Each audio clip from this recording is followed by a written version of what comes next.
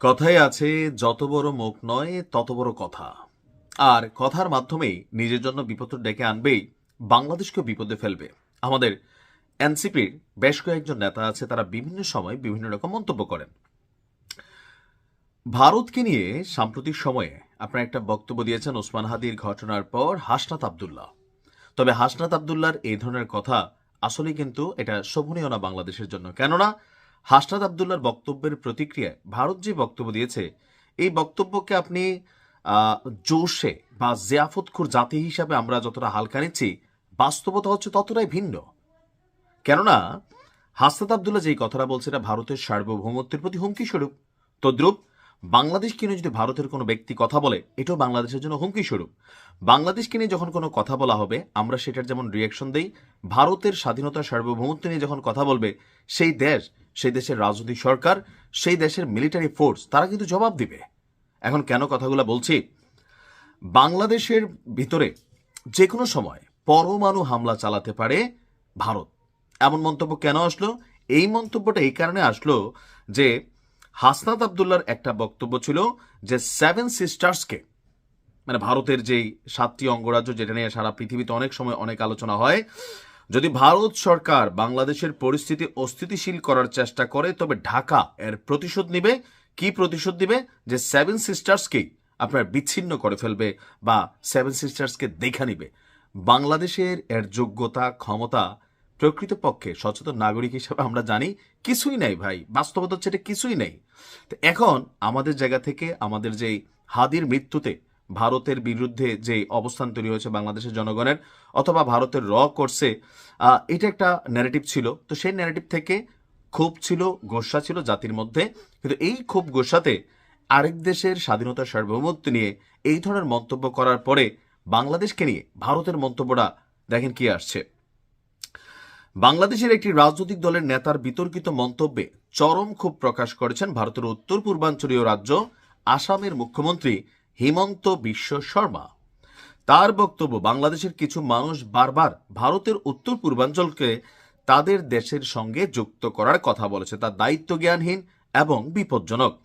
এমন পরিস্থিতিতে ভারত মোটেই চুপ করে বসে থাকবেন না। প্রতিশোধ হিসাবে তার বক্তব্য, ভারত যেন তার উত্তর পূর্ব রাজ্যগুলোকে বিচ্ছিন্ন করার উদ্যোগ নেয় এবং এই অঞ্চলে বিচ্ছিন্নতাবাদী শক্তিগুলোকে সমর্থন দেওয়া বন্ধ করে। তিনি আরো বলেন, ভারতের উত্তর পূর্বাঞ্চল ভৌগোলিকভাবে দুর্বল, কারণ এই অঞ্চল ভারতের মূল ভূখণ্ডের সঙ্গে একটি সরু পথ দিয়ে যুক্ত। ডক্টর হিমন্ত বিশ্ব শর্মা বলছেন, গত 1 বছর ধরেই বাংলাদেশ থেকে যে সকল বক্তব্য আসছে, ভারতের উত্তর পূর্বাঞ্চলকে আলাদা করে বাংলাদেশের অংশ করা উচিত। ভারত অত্যন্ত বড় একটি দেশ। ভারত পারমাণবিক শক্তিধর রাষ্ট্র এবং বিশ্বের 4র্থ বৃহত্তম অর্থনীতি। বাংলাদেশ কিভাবে এমন চিন্তাভাবনা করতে পারে? পরিষ্কারভাবে হুঁশিয়ারি দিয়েছে, তাদের শেখানো উচিত যে এভাবে আচরণ চালিয়ে গেলে ভারত চুপ করে থাকবে না। তো সেই ক্ষেত্রে ভারত যে কোনো সময় যে কোনো ধরনের ভূমিকা নিতে পারে, পারমাণবিক বোমাও হামলা চালাতে পারে। এখন ভারত কি চালাবে? না, চালাবে না। এখন কেন আসলে এই পরিস্থিতিগুলো তৈরি হচ্ছে?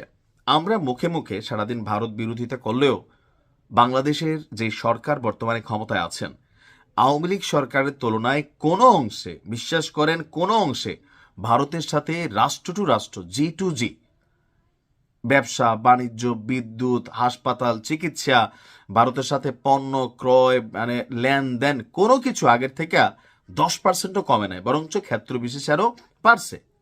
এখন সরকার ভেতরে ভেতরে অবস্থান মানে ঠিক রাখলেও বাহিরে বাহিরে রাজনৈতিক দলগুলো ভারত বিরোধী যে ন্যারেটিভ, সেই ন্যারেটিভের মাধ্যমে একটা রাজনীতি করতে চাচ্ছে। আর এই ন্যারেটিভের বড় একটা প্রতিষ্ঠাতা হচ্ছে পিনাকির মতন মানুষ যারা অনলাইনে কথা বলে, সাংবাদিক ইলিয়াসের মতন মানুষ যারা অনলাইনে কথা বলে, তাদের যারা একটা সমর্থক গোষ্ঠী আছেন, জিয়াফতখোর জাতি আছেন, তারা কিন্তু আসলে এই বিষয়টা নিয়ে অনেক কথা বলে। কিন্তু রাষ্ট্রের অবস্থান আপনি দেখেন কোথায়। বাংলাদেশ ভারত যদি এখন যুদ্ধ হয়, পাকিস্তান এসে আপনাকে বাঁচাবে? পাকিস্তান কি আমাদের বাপ লাগে যে পাকিস্তান এসে এখানে যুদ্ধে নাক গলাবে? আপনার বুঝতে হবে, ইউক্রেন রাশিয়া যুদ্ধে ইউক্রেনের পিছনে সারাটা পৃথিবী দাঁড়ায় আছে, কিন্তু রাশিয়ার মাইরের থেকে ইউক্রেনকে কেউ বাঁচাইতে পারতেছে? আমি ধরে নিলাম বাংলাদেশ লাগলে পাকিস্তান আসবে, কথার কথা। তো এখন ইউক্রেন রাশিয়া যুদ্ধটাই দেখেন, সারা পৃথিবী ইউক্রেনের পেছনে ছাতার মতো দাঁড়ায় আছে, কিন্তু ইউক্রেন রাষ্ট্রটাই শেষ হয়ে গেছে, আমরাই তো নিউজগুলো করছি। বাংলাদেশকে ব্যবহার করে বিভিন্ন দেশের চরেরা, এজেন্টরা, পৃথিবীর বিভিন্ন দেশ ভারতের সাথে লাগালাগির একটা ব্যবস্থা বা প্রক্রিয়া যে চালাচ্ছে, বা আমাদের জাতির মধ্যে একটা অংশ জঙ্গি গোষ্ঠী একটা আছেই কম বেশি, সবাই না। আওয়ামী লীগ সরকারের সময় যারে তারে ধরে নিয়ে জঙ্গি চালান দেওয়া হয়েছে, কিন্তু সবাই কি গণহারে ভালো মানুষ ছিল? দুই চারটা কিন্তু রিয়েলিটিতেও ছিল, যারা বাংলাদেশে এই মুহূর্তে ওই যে বিভিন্ন ধরনের সহিংস কর্মকাণ্ডে জড়িত, কারণ এরা অনেকে জামিনে চলে আসছে। সো বাংলাদেশকে ব্যবহার করে যারা পূর্ব পাকিস্তান, পশ্চিম পাকিস্তানকে আবারও এক করার স্বপ্ন দেখছে, যারা এখনো ভাবে পশ্চিম পাকিস্তান বাংলাদেশের বাবা, তো তারা কিন্তু ভেতরে ভেতরে এখানে নানান ঘটনা ঘটানোর চেষ্টা করতেই পারে। আমাদের রাজনৈতিক দলগুলোকে, বিশেষ করে এনসিপি সহ আরো যারা আছেন, আপনি বক্তব্য দেওয়ার সময় মাথায় রাখতে হবে, আপনার কোনো বক্তব্যে রাষ্ট্রের কোনো ক্ষতি হলে আপনি সবার আগে প্লেনে করে বাংলাদেশ ছাড়বেন। ভাই, দেখছি তো আমরা গোপালগঞ্জ থেকে কিভাবে আর্মির গাড়িতে ভাইগা আসছেন আপনারা, এটাই তো বাংলাদেশ। আমরা দেখছি তো দেশের গুরুত্বপূর্ণ সময়ে এই দেশ থেকে কিভাবে আওয়ামী লীগের সব নেতারা 5ই আগস্টের আগে প্লেনে ভৈরা ভৈরা পালাই গেছে, সীমান্ত দিয়া পালাই গেছে। বিপদে পড়ছে কে? রাষ্ট্র। সো যে কোনো রাজনৈতিক বক্তব্য দেওয়ার আগে যেটা অন্য দেশের সাথে স্বার্থ সংশ্লিষ্ট, তারা কি করবে? এই যে ধরেন 5ই আগস্টের পরবর্তী সময় আমাদের যাদের হাতেই ক্ষমতা আছে, একটা টু শব্দ তাদের বিরুদ্ধে গেলে মব, ভাঙচুর, প্রশাসনকে ব্যবহার, তার মানে কি ক্ষমতা যার হাতে আছে সে প্রয়োগ করে। তদ্রুপ আমরা যদি ভারতকে নিয়ে এই ধরনের কথা বলি, দেখেন ভারতের সাথে আমার পলিসিগত ভেজাল আছে, ভারতের সাথে আমার নীতিগত ভেজাল আছে, সীমান্তগত ঝামেলা আছে, আমরা সেটা রাষ্ট্র টু রাষ্ট্র বক্তব্য দিব, আমরা সেটা পলিসিতে, পররাষ্ট্রনীতিতে এই বিষয়গুলোকে শক্তিশালীভাবে সোচ্চার করে ধরব। কিন্তু ভারতের এই রাজ্য উড়াই দিব, সেই রাজ্য বিচ্ছিন্ন করে ফেলবো, এগুলা বইলা দেশের জনগণের একটা অংশের বাহাবা পাওয়া গেলেও রাষ্ট্র বিপদে পড়লে আপনি সবার আগে পালাই থাকবেন, কারণ আপনারাও এক সময় আওয়ামী লীগের লুঙ্গির তলে থেকেই বড় হয়েছেন। তখন কিন্তু সাহস ছিল না, খালি মাঠে সবাই রাজা। আমরা যখন কথা বলি, দেখেন আমার কথাগুলো শুধুমাত্র রাষ্ট্রের জন্য।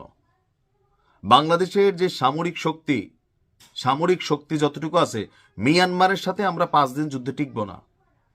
হ্যাঁ, সামরিক শক্তিতে ডক্টর ইউনূস অনেকটা ডেভেলপ করছেন, যুদ্ধ বিমান কিনছেন, মিসাইল কিনছেন, অনেক কিছু কিনছেন, এটা আমাদের জন্য পজিটিভ। বাট তারপরেও ভারতের সাথে যুদ্ধ করা এটা স্বপ্নের বিষয়।